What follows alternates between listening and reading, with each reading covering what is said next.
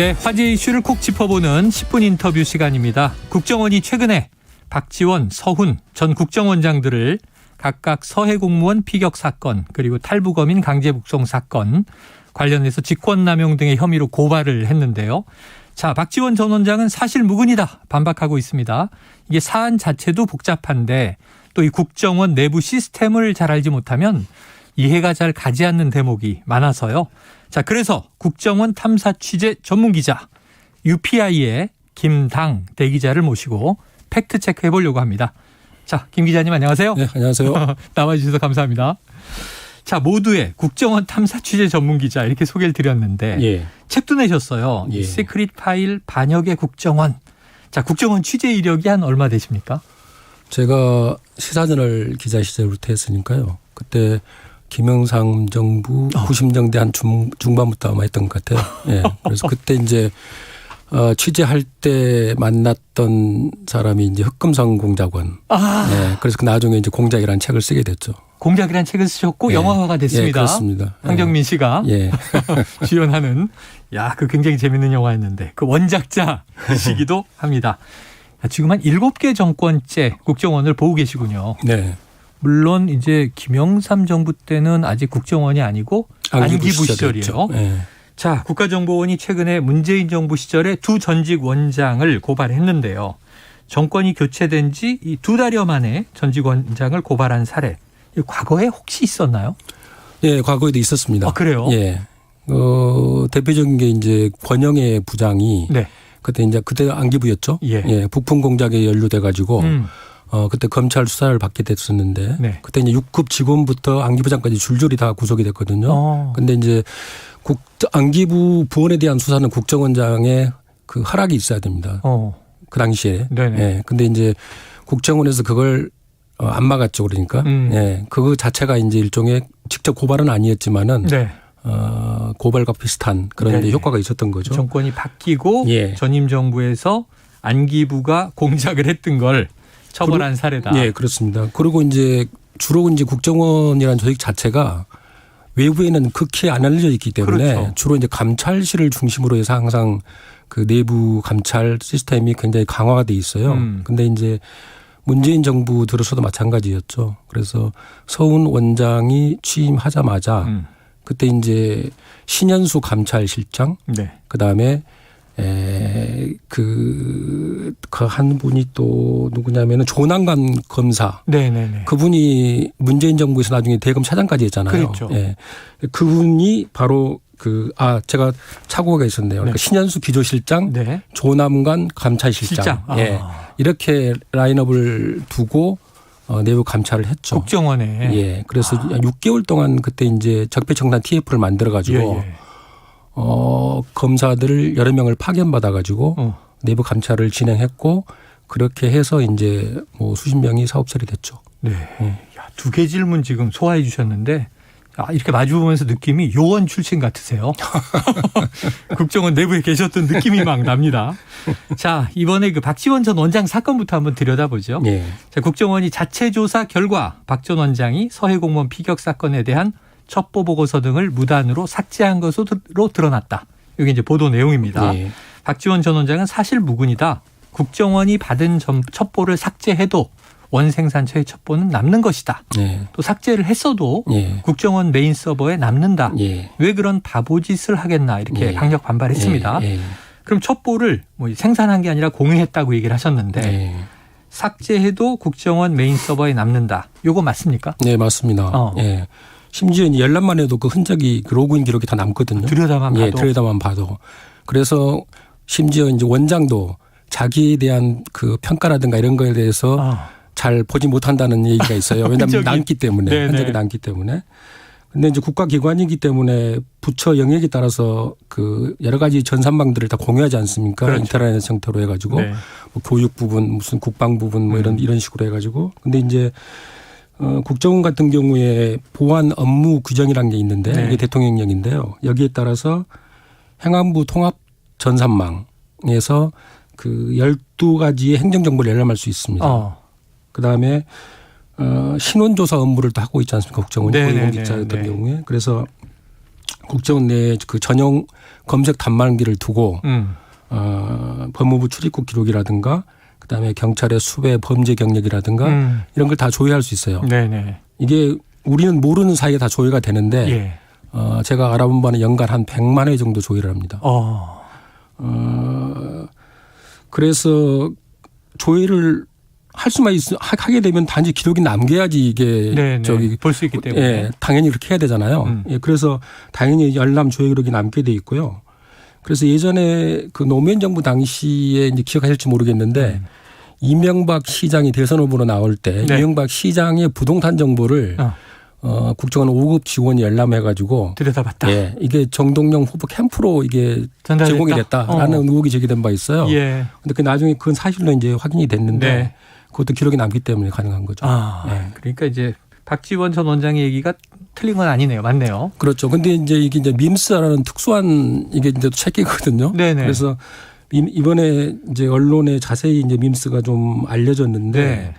이게 이제 군사 첩보 정보를 이제 유관 기관들이 실시간으로 공유하기 위해서 만들어진 시스템이거든요. 건데. 그렇죠. 네. 예.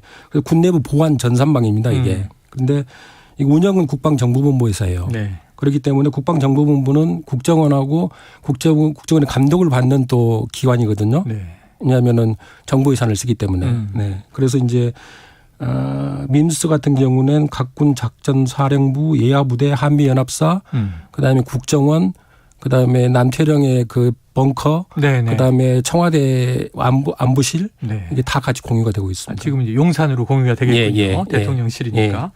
알겠습니다. 자, 그렇다면 이 첩보 삭제 여부는 국정원의 메인 서버만 확인하면 그냥 진실, 예. 팩트는 바로 나오겠네요. 네, 바로 나옵니다. 근데 이제 약간 그 양쪽의 그 주장이 네. 서로 이렇게 층위가 좀 다른 것 같아요.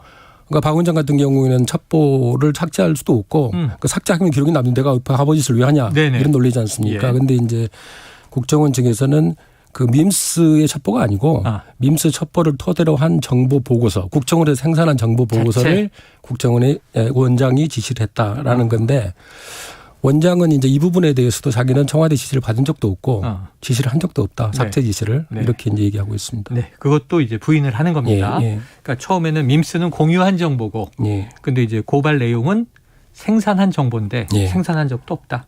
그렇죠. 이게 뭐 아니, 생산한 정보를 삭제하라는 청와대 지시를 받은 적 없고 또 본인이 지시한 적 없다. 삭제하라고. 예. 여기 나와서도 얘기하신 게 이 생산하지 않았다고 얘기를 하시더라고요. 예. 옛날 같으면 뭐 멍텅구리 PC를 가지고 태스크포스가 했던 적이 있었다고 들었으나 우린 그런 거 없었다. 그런데 이제 국정원 입장에서 생산했기 때문에 그 생산한 기록이 있기 때문에 지금 그걸 가지고 고발한 거겠죠. 국정원은 기록은 있다. 네, 알겠습니다.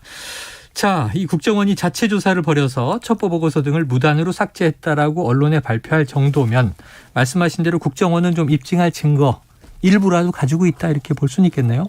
네, 그렇습니다. 이제 눈여겨봐야 될 게 지난 이제 6월 말에 검찰 인사 712명인가 인사를 했었거든요. 그중에서 국정원에 파견된 검사가 4명이 있었어요. 네네. 4명이 있었는데 김동희 검사 다 부부장들이에요. 네네. 김정훈, 최혁, 하동우 이 4사람이 국정원 파견이 됐는데 앞서 이제 윤석열 대통령이 그 조상준 변호사를 지금 기조실장으로 임명했지 않습니까?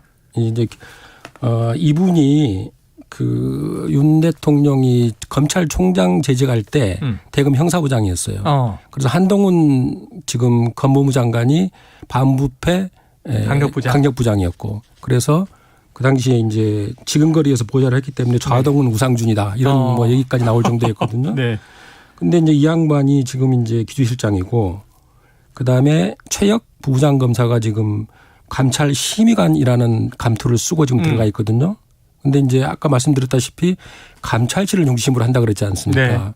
네. 외부에서는 내부 조직을 잘 모르기 때문에 감찰실에서 할 수밖에 없어요. 근데 이 최혁 감찰 심의관과 그다음에 조상준 기조실장 검사 출신이죠. 이 양반들이 이제 내부 감찰을 주도적으로 하고 있는데 여기에 지금 언론에는 안 알려져 있는데 유효경이라는 분이 지금 원장 특보로가 있어요. 이 양반이 예전에 이제 기조실에서 조직 그 처장을 했거든요. 조직 처장을 했기 때문에 그 조직 내부를 훤히 들여다 다 본 사람이죠. 그래서 이 양반이 이제 윤 대통령 충안구 선배예요. 네. 네. 그래서 이분이 이제 이런저런 그 내부를 잘 알고 있기 때문에 네. 원장 특보로서 지금 내부 감찰에 코치를 하고 있는 걸로 이렇게 코치. 핵심 역할을 하고 있다. 예. 자, 이게 이번 그럼 검찰하고도 지금 긴밀한 관계가 있고 감찰은 거의 검사들에 의해서 이루어진다. 자, 그럼 이번에 고발된 건 검찰 수사에서 핵심적으로 밝혀져야 할 사안, 진실 공방 중에 예. 뭘로 좀 짚으시겠습니까? 지금 이제 국정원이 연루된 게 이제 두 가지 사건이지 않습니까? 네. 서해 공무원 피살 예. 월북 조작 의혹, 그다음에 이제 탈북어민 강제 북송 의혹 이 두 가지인데 지금 이제 이 사안에 첫 번째 사안에 대해서는 국방부 합참에 대한 감사가 진행 중이고 네. 또 국방부에서도 과거 월북이라고 단정할 만한 근거가 부족했다라고 이미 이제 네. 입장을 뒤집었지 않습니까? 예. 그래서 이미 그 당시 발표를 했던 이제 국방부 정책기획과장이 국장이죠. 기획과장이 소환 조사를 받았다고 네. 그러고 그다음에 이제 탈북어민 강제 북송 의혹은 어제 이제 통일부에서 사진 공개하면서 사진 공개를 했었죠. 시끌시끌하죠. 예. 그래서 해경 국방부 지금 통일부 다 모두 기존 입장을 지금 뒤집었단 말입니다. 그래서 이제 검찰 수사는 아직 이제 국정원 압수수색 단계까지는 아닌데 고발인 조사는 지금 한 것으로 지금 알려지고 있고요. 네. 예. 그래서 감찰 조사를 그동안에 이제 해왔기 때문에 네. 그걸 통해서 파악된 자료를 이미 검찰에 저는 이첩했을 거라고 봐요.